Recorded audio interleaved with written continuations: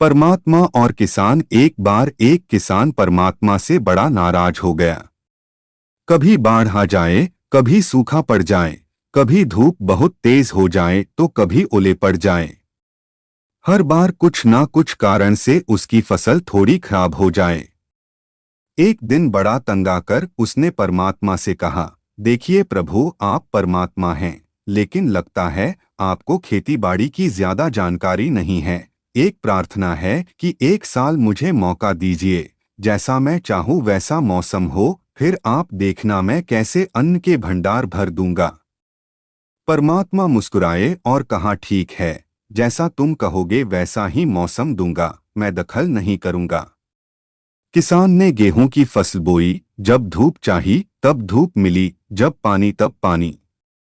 तेज धूप, ओले, बाढ़, आंधी तो उसने आने ही नहीं दी। समय के साथ फसल बढ़ी और किसान की खुशी भी, क्योंकि ऐसी फसल तो आज तक नहीं हुई थी। किसान ने मन ही मन सोचा, अब पता चलेगा परमात्मा को कि फसल कैसे करते हैं। बेकार ही इतने बरस हम किसानों को परेशान करते रहे। फसल काटने का समय भी आया। किसान बड़े गर्व से फसल काटने गया, लेकिन जैसे ही फसल काटने लगा, एकदम से छाती पर हाथ रखकर बैठ गया।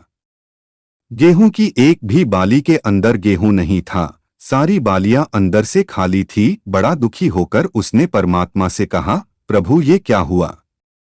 तब परमात्मा बोले, ये तो होना ही था, तुमने पौधों को संघर्ष का जरा सा भी मौका नहीं दिया।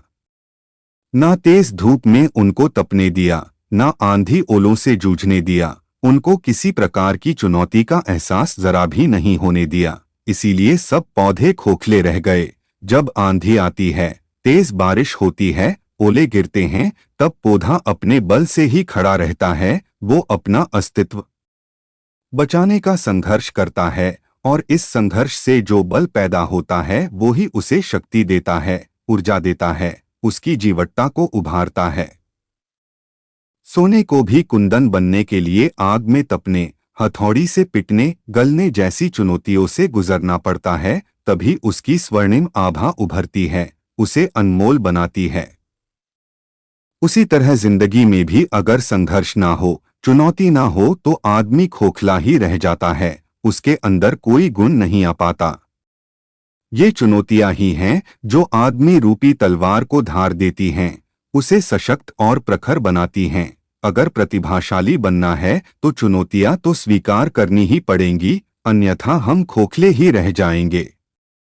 अगर जिंदगी में प्रखर बनना है, प्रतिभाशाली बनना है, तो संघर्ष और चुनौतियों का सामना तो करना ही पड़ेगा।